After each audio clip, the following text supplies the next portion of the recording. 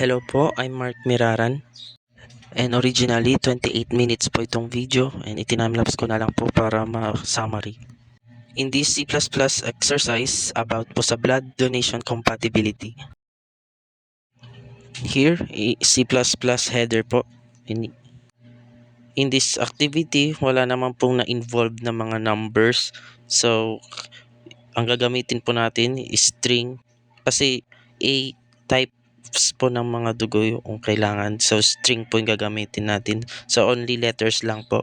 So, include string using namespace std semicolon declaration int main open and close parenthesis and open braces. In here po, since letter lang po ang kailangan, ang data types po na gagamitin is string, which is yung kailangan po natin si donor and si recipient.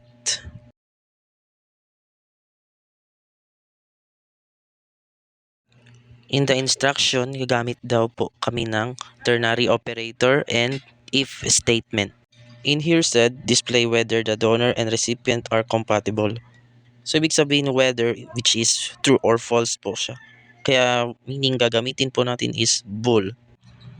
In here po, ginamit ko po yung word na compatible, which is kung true po yung conditions. And if incompatible, ibig sabihin po false po yung conditions. Kaya false po yung inilagay ko para ma-initialize niya po kung merong true sa mga if else and else if statement. Cout less than donor blood type, which is ito po yung unang display na magpapakita sa terminal. And para makapili po sila, which is O, A, B, AB, kung ano po yung blood type nila.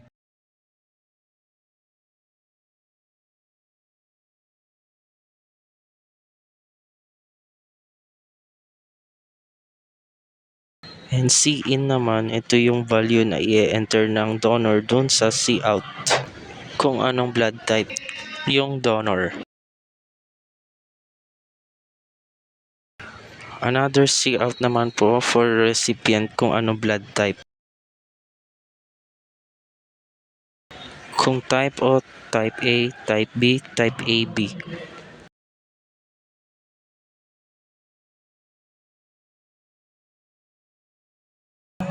And C-in naman kung saan i-enter ng recipient yung blood type niya according dun sa Cout. And according sa instruction, ternary operator and if else ang gagamitin. We have here our first condition sa if else statement. Kaya dalawang equal sign po yung ginamit. Nire-render niya po lahat ng true statement na condition. Yung line number 31, which is boolean, yung variable na compatible, which is kung merong false na condition dun sa if-else statement, kaya true naman po yung value na ilalagay ko para ma-render niya po kung may marong mga true na value sa if-else statement. Else if naman, under pa rin po siya ng if. Kung ang donor daw ay mayroong blood type na A,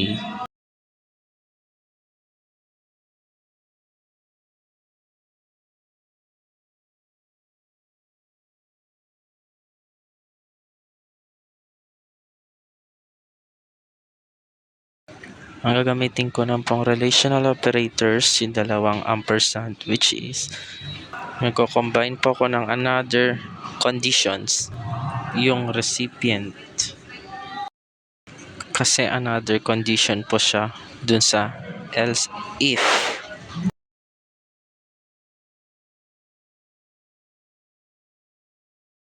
In here or naman po yung gagamitin natin for another expression po, which is recipient AB. In this else if condition naman po, if si donor may blood type na A and kung si recipient naman po is may blood type din na A or blood type AB. Meaning true po yung compatibility nila.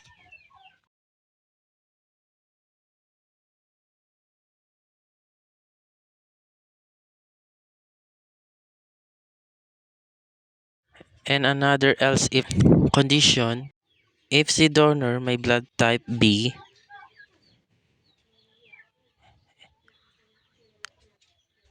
and if si recipient ay may blood type B naman or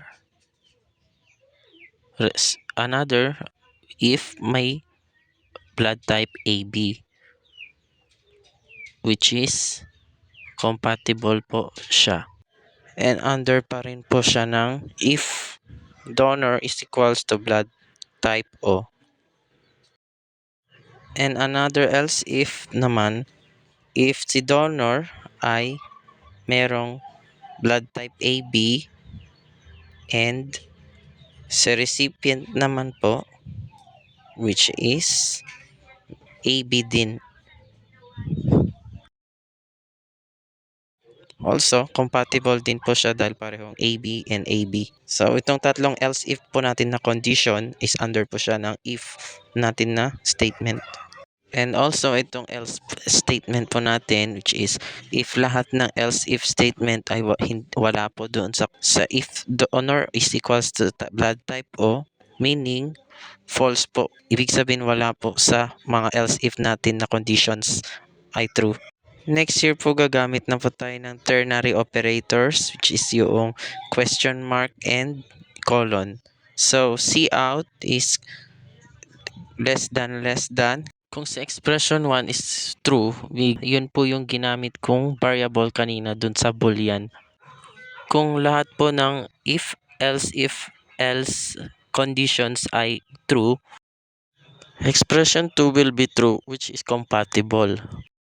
And kung may nahanap na false sa if else na condition, ang magiging ternary niya po is will be the expression 3 which is incompatible.